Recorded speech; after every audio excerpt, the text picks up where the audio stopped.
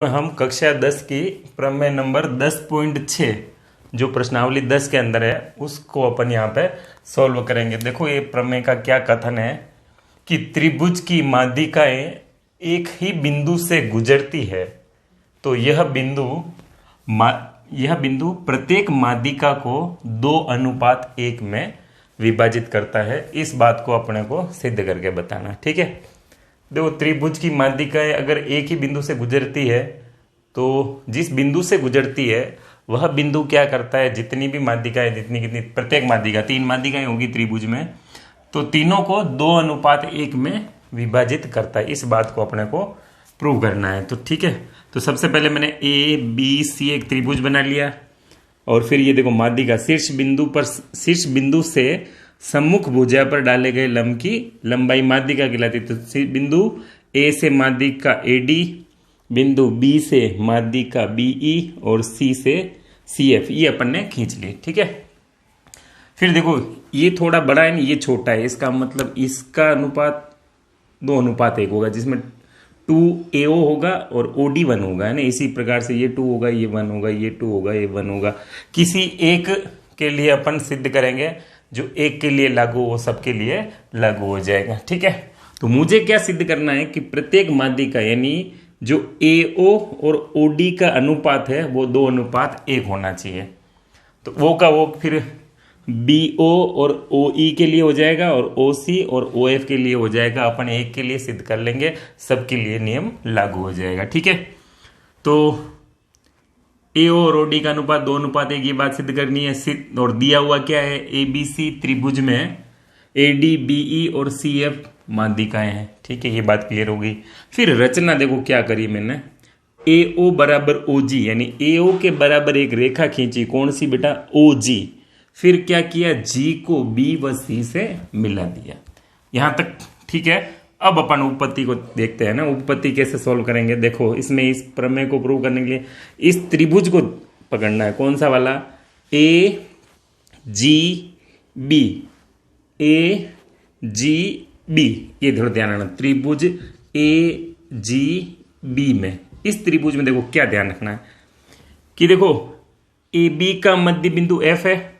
ठीक है, क्योंकि माध्यिका है तो वो मध्य बिंदु इसको समद्विभाजित करेगा, सम्मुख भुजा पर डालेगा लंब, इसको बाइसेक्ट करेगा, है ना। तो यानी AF और BF दोनों बराबर है, इसका मतलब AB का मध्य बिंदु F है। ठीक है बेटा, इसमें लिखूंगा बेटा AB का मध्य बिंदु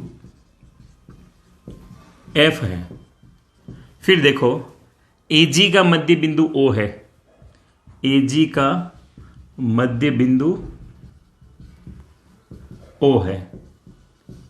क्यों है, देखो AO और OG बराबर है, इसका मतलब इस AG का मध्य बिंदु O हुआ ना। ऐसा हमने किस वजह से लिखा है, रचना की ऐसी अपन ने, ये रचना से हो जाएगा। ठीक है, तो देखो अब अपन प्रमेय लगाएंगे।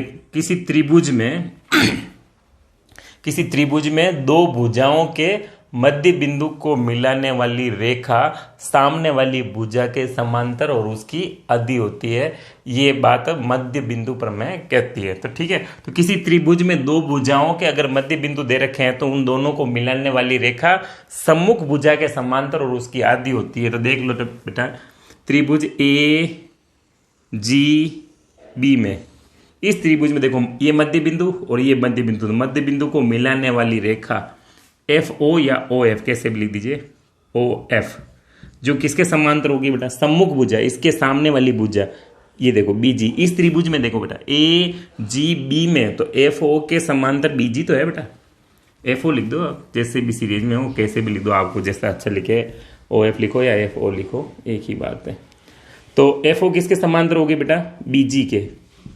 फिर देखो अगर ये FO किसके समांतर है बेटा, BG के।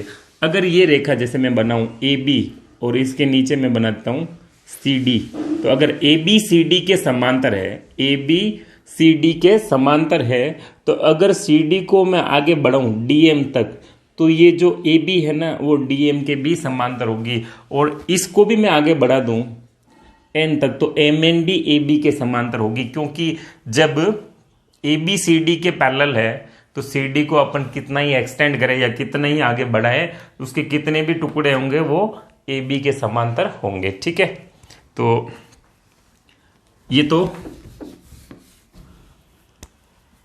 ये बात समझ में आ गई है। तो देखो एफ ओ किसके समांतर है बेटा, बीजी के। तो देखो एफ ओ आगे बढ़ रही कहां तक बेटा, ओसी तक। इसका मतलब ओसी भी बीजी के समांतर है। मैं बस यही समझाना चाहता था आपको, ओसी किसके समांतर है बेटा, बीजी के। ये बात सबके समझ में आ गई होगी मेरे ख्याल से। अब देखो आपको अब त्रिभुज लेना है, ये वाला ए सी जी वाला, ये वाला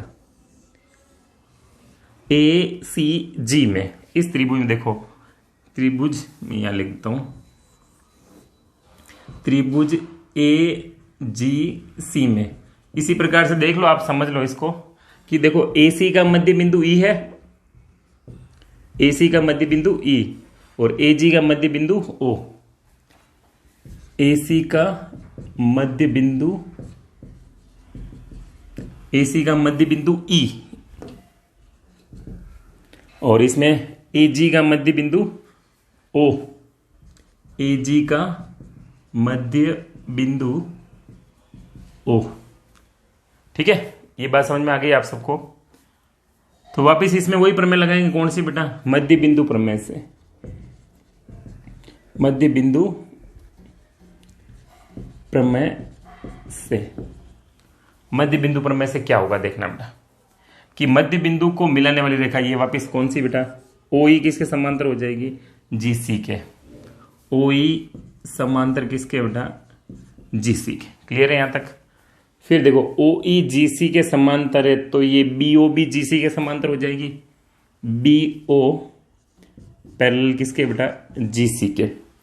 ये देखो BO, क्योंकि OC आगे बढ़, सॉरी कौन सा लिख दिया मैंने, OE, माफ कीजिए उधर सही लिखा, बोला गलत है।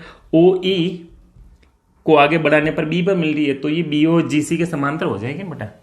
जब OE GC के पहले तो उसको एक्सटेंड करेंगे या बढ़ाएंगे तो वो उसके समांतर हो जाएगी बस। इसको समीकरण 2 पकड़ा दो, इसको समीकरण 1। अब समीकरण 1 और 2 से क्या होगा देखना बेटा, ये देखो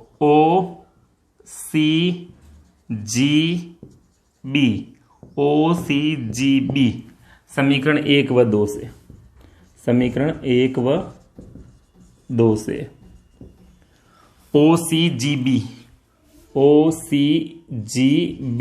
एक समांतर चतुर्भुज हो जाएगा, क्योंकि आमने सामने की भुजाएं समांतर है तो वो समांतर चतुर्भुज हो जाएगा। ठीक है, समांतर चतुर्भुज है। और हम जानते हैं कि समांतर चतुर्भुज के जो विकर्ण होते हैं वो परस्पर समद्विभाजित होते हैं। तो विकर्ण कौन कौन से हो गए बेटा, ये देखो बेटा OG और BC। तो BC का कोई काम नहीं, अपने को OG से काम लेना। तो OG के 2 टुकड़े क्या होंगे बेटा, OD प्लस DG। समांतर चतुर्भुज के विकर्ण परस्पर समद्विभाजित होते हैं, इसलिए OD किसके बराबर हो जाएगा बेटा, DG के। इस बात को मैं लिख लेता हूं, समांतर चतुर्भुज है और आपको लिखना है, क्योंकि समांतर चतुर्भुज के विकर्ण परस्पर समद्विभाजित होते हैं, इसलिए OD किसके बराबर हो गया बेटा, DG के। ये बात समझ में आ गई होगी आप सबको। अब देखो, अब रचना क्या कहती है कि AO किसके बराबर है बेटा, OG के। AO बराबर किसके है, OG के। ये मैंने रचना से लिखा है बस। अब देखो OG को मैं कैसे लिख सकता हूं, ये देखो OG को अपन लिख सकते हैं बेटा OD प्लस DG। OG है ना, देखो OG के 2 टुकड़े करो, OD प्लस DG। तो इस OG की जगह लिखा मैंने OD प्लस DG और ये हो गया अपने पास AO। अब देखो DG किसके बराबर है बेटा, OD के बराबर है। ये इसको समीकरण 3 पकड़ा दो और यहीं से लिख दो समीकरण 3 से। तो इस OD और इस DG की जगह भी मैं क्या लिख दूं बेटा, OD। OD और OD कितने OD हो गए बेटा, 2 OD है ना। तो AO बराबर क्या आ गया, 2 OD।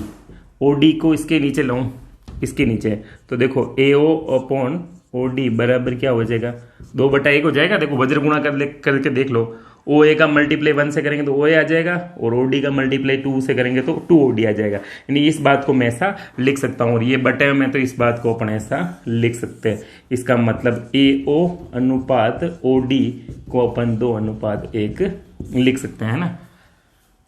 AO अपॉन OD को 2:1 लिख सकते हैं ना, ये मैथमेटिकली अपन रिप्रेजेंट कर सकते हैं। ठीक है, तो यही बात अपने को प्रूव करनी थी कि जो माध्यिकाओं का अनुपात है वो 2:1 होगा। ठीक है, तो इसको आप ऐसे भी लिख सकते हो ना बेटा, AO अपॉन OD बराबर 2/1, ये ऐसे लिखो चाहे ऐसे लिखो, दोनों करेक्ट है ना।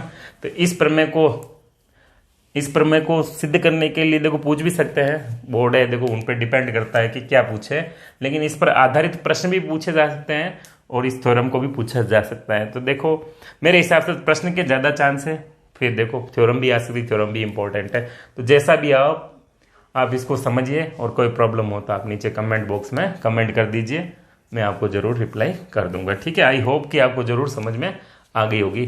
ठीक है, एंजॉय द नेक्स्ट वीडियो।